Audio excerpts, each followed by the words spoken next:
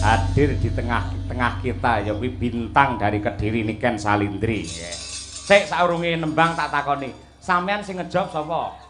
Pak Sis. Kang Sis Yohan. Dadi sing mbayari ya Kang Sis bakale. Pak Sis. Lah Pak Lurah modale apa berarti iki? Izin, Pak. Napa? Izin. Izin piye?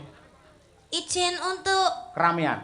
iya. Oh, ngono kuwi. Aku Kang Sis, sampeyan Kang Sis, ya toh. Mama Lucy. Mama Lucy ya Kang Sis padha ae. Sampe nak suara men to, Mbah. Mbah Sis niku mbah kula lho. Mbah Sis, oh, heeh. Nggih. Mbah Sis Wantara. Berarti sing nimbali jenengan Mbah Sis. Mbah Sis. Kula nggih Mbah Sis. Heeh. Mama Lucy nggih Mbah Sis. Heeh, terus Berarti Pak Lurah lek ra nyangoni ya kebacut, Pak. mbok menawa diwakili karo Pak Wakil Bupati iki mau nyangoni. Ya beda, Pak. Oh, beda. Iya, beda. Pak Lurah ndi to mau? Ngelem aku wayu tapi ra disangoni. Lho, ngene jer Basuki mawa beya. Sampe lek nembang apik, njogete becik, wis to aja kuwatir. Mengko mesti diwakili karo Iya, Pak. Yu Nyamini, kuwi bojone Kang Sis Yohan, sing bakale paring tali asih marang panjenengan. Oke, karo lek Mama niku Lucy. lek niku Nggih. pasti. Nggih. Bener. Niku Mbah Sis sing lenggahe teng sebelahe Bu Lurah. Niku Mbah Huti Sis. Oh iya. Nggih. Nggih. Ya gandeng sing mirsani wis ngenteni sampeyan kabeh. Ya salam-salam kagem sedaya para lenggah nduk niken Iki salindri. ajarane napa, Pak? Hah? Sunatan.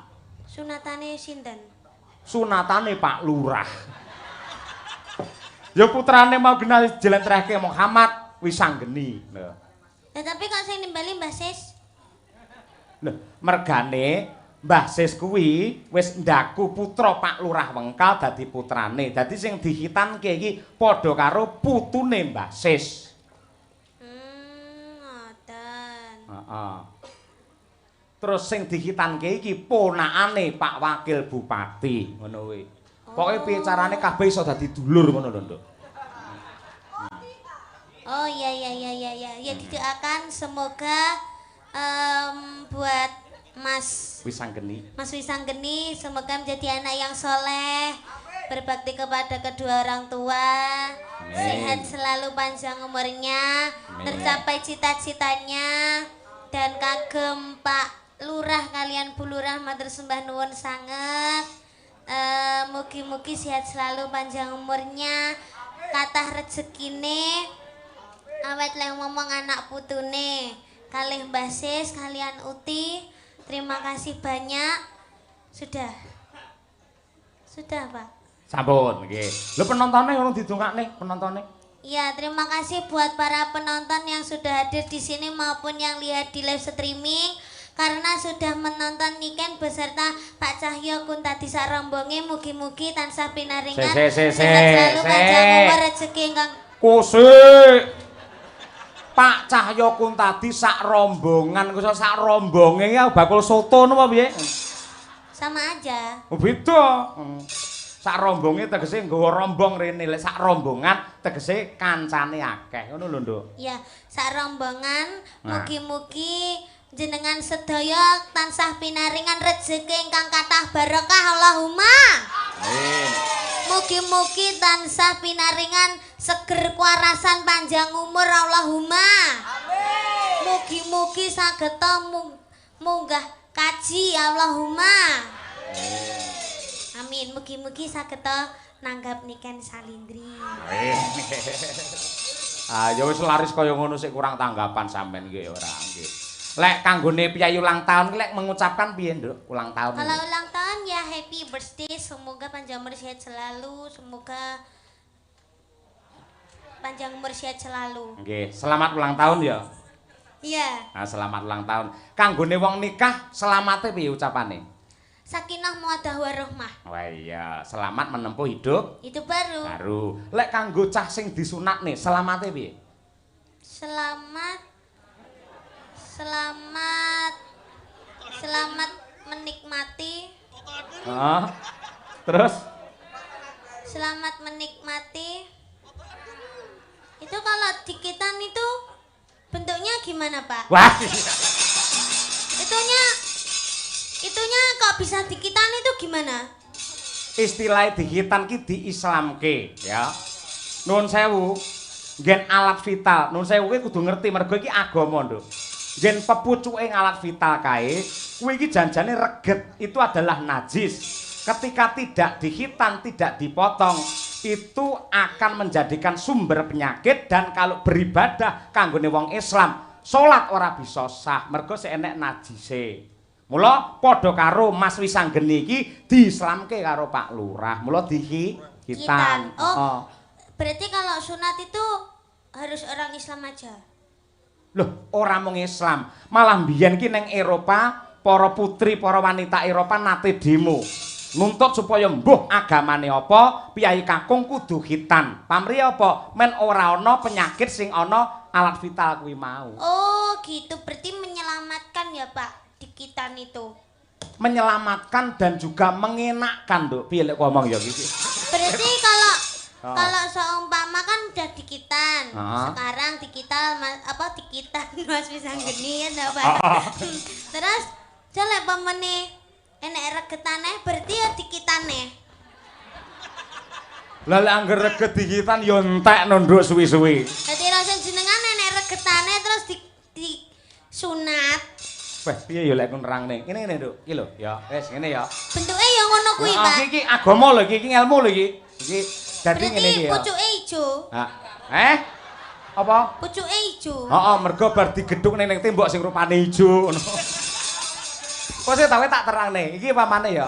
Lah iki sing dikitan iki, dipotong des iki akhire kan ilang. Nah, iki ngene. Lek ngene iki kaya anu lho, kaya helm lho Nduk malian. Lah, iki wis ilang. Iki sing reget iki. Upamane iki pamane go reget kena banyu, kena apa wedi apa kena apa, iki dikumbah wis resik. Oh. Nah, ngene iki sing dadi sumbere virus iki sing iki, ya. Mula iki kudu disingkirke adoh. Nah, akhirnya dadi resik, ling ibadah iso sah 100%. Oh, kalau boleh tahu Mas Wisanggeni itu kelas berapa, Pak? Lah, nyuwun prisa karo Pak Lurah. Kelas pinten, Bu? Kelas 5 SD. Sudah berani dikitan. Kenapa kok gak kelas 1 SMA aja, Pak, dikitannya? Lek kelas 1 utawa kelas 2 SMA, engko lek ngitan iki ulete ra umum. Dadi semono kuwi wis pas, ngono kuwi. Kayak adikmu Brahma kae ya kelas 5, si rambu rangkung, kae si rambune ya kelas 5, ngono kuwi. Oh, rangkung mboten to, Pak? Oh, lho cara anu enek lho, kitan sing putri iki ana lho, Nduk. Diketok napa nih? Alah mbuh aku mumet dhewe to nyauri awakmu susu. Lah intine ngono kuwi dislamake. Ha mula kuwi pepucuke ngalafita sing dikethoki jenenge kulup. Mula nang nggen wayang sosel, "He kulup, maju lungguhmu. Piye kabarmu kulup?" Kulup kuwi mesti anak utawa putu sing lanang. Nah, ngono kuwi. Kulup kuwi pepucuke ngalat vital kuwi mau. Oh. Lek wedok ora kulup, kulupan. Ayo ngono kuwi. Paham? Iya. Paham. Ayo. Wis to susu lak ngerti dhewe sok nduk kowe. Wis ngerti bakale. Iya, ngono kuwi. Wong kabeh ya nglakoni, kabeh ya bakale ngayahi bangsa kaya ngono kuwi. Lah saiki minangka tandha tresna, ayo. Aku tak nyuwun iki kadang-kadangmu dulur-dulur fan beratmu mau wis meling ya kuwi saka Sanidi ya Nduk ya. Nggih. Nah, Sanidi diwakili karo Mbak Tutut kuwi ngersakake pangkur Semarangan Niken Salindri. Ya kaya ngono kuwi. Piye siap? Siap, Pak. Oke, luar biasa. Ya, coba diaturake. Sama nyuwun pangkur Semarangan to, Mbak? Heeh. Kayak ruru wae. Mula lek rung-ruh iki dudono lho. Oh, iki lho pangkur Semarangan. Wong duwe penggemar malah diseneni Niken ora. Aku lek karo penggemar kuwi basa malah kok seneni ora. Lah Mbak Tutut iki kalih kula wis pun wis plek ya? Nggih. Ah iya, aku kalih Bukesi wis plek-plek. Ayo ngono kuwi. Ayo, angger mencolot mudune plek-plek ngono kuwi ayo. Nano. Ya, Nduk, Cahayu Niken. Iki ndamel mingkar-minggur, Pak. Non? Ndamel mingkar-minggur. Manut jenengan. Mingkar-minggur. Sing los sing pundi? Mingkar-minggurin mawon nggih, Pak. Iya, mingkar-mingkur. Nah, nggih. Mingkar-mingkuring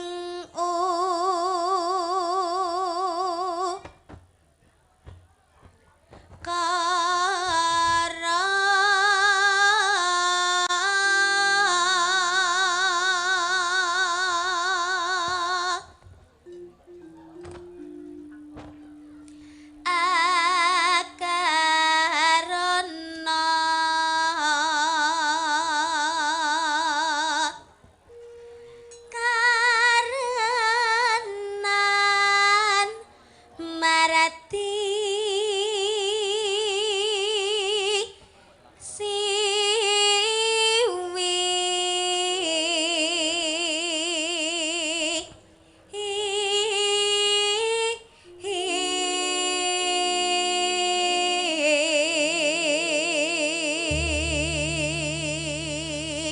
Bobote pengen nonton Niken Salindri iki lho. Aku mak teratap iso ting crunguk sirah tok ning kono to. Masya Allah, mak kowe iki anci-anci apa nduk ning kono? Kursi. Hati-hati lho ya. Hati-hati, ayo. Sing sebelah cah cilik lanang wis sunat urung? Urung? Oh iya, heeh. Hati-hati ya, nganti kecepit disunati ning kono kowe engko. Ayo. Iki ibuke ya ning kono masalah ki sing wedok. Iya. Nonton wayang iso ting crunguk ning kono ae. Yo, iki nggen gawat ki, Nduk. Tarik napas konsentrasi penuh. Nada tinggi. Niken Salindri. Yo.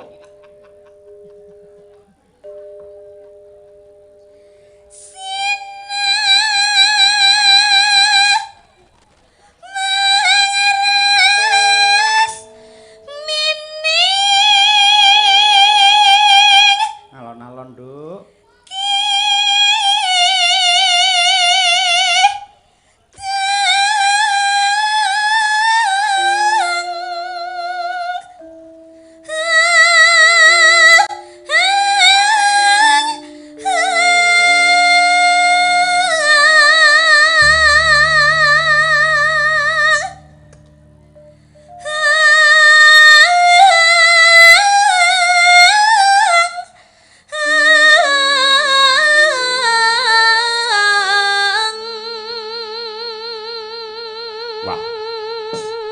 Nada semono kuat wis kaya mboke wisan. Yo tepuk tangan untuk Niken Salindri. Wah. Mura ya kondang larang ya semono ya kuat lho bocah ora. Eloke nganti kaya ngono. Ha iya. Wis lek sampean bayen sok lek duwe putra nduk ora bakal kuwatir. Rasane ya ngono kuwi. Upamane arep nglairke anggere sampean wis pangkur Semarangan, kok lair dhewe wisan. Ayo. Heeh. Terus Dek. Sinopa sinu karata mereka tarata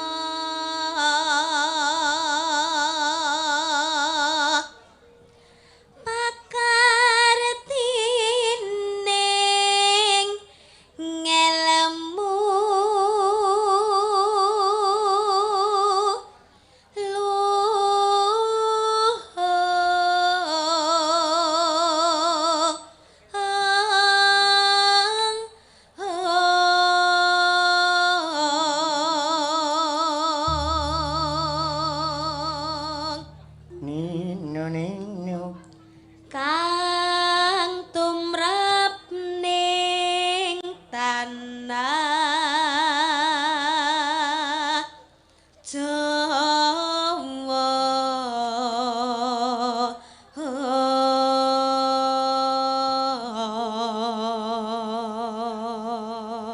Nano agama ageming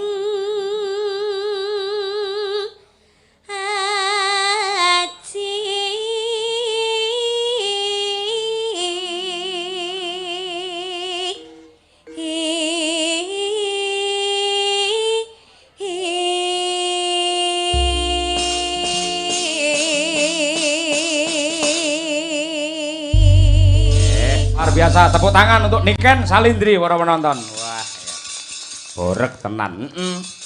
Yen gen sound system kaya enak sound horeg, yen sinden horeg ya Niken Salindri iki. Luar biasa elok temenanan. Sik, Nduk, gentenan. Ayo. Nggih, pemanasan mengko tampil meneh. Oke. Nanti gara-gara to? Nggih, Pak. Oke, jos. Tak totone wektune yen ngono. Mbak Lucy Brahman. Ayo iki. Iki untuk bintang tamu loro gedhi-gedhi kabeh. Mboten. Sampai ini penggali tentrem menapa piye to Mbak Lucy kok iso awake kaya ora suda-suda. Kula niku nggih suda sakjane tapi namung setengah on. Lek lumrahe tiyang lek umpama stres niku lak mboten doyan mangan. Lah kula niku lek stres napa mawon kula pangan. Saestu. Iya. Luar biasa. Sami kali Bu Kesi ngoten. Anggere Ramadan nika nggih. Poso to nika? Poso. Wah, bobote suda 3 kilo. Alhamdulillah. Bodho lak panganan tok. Nggih. Mundak 7 kilo. Sami niku mau kanca kula plek dadi ngertos niku. Ngerti. Nggih. Yo berdiri. Siap. Pak Lucy Ponorogo.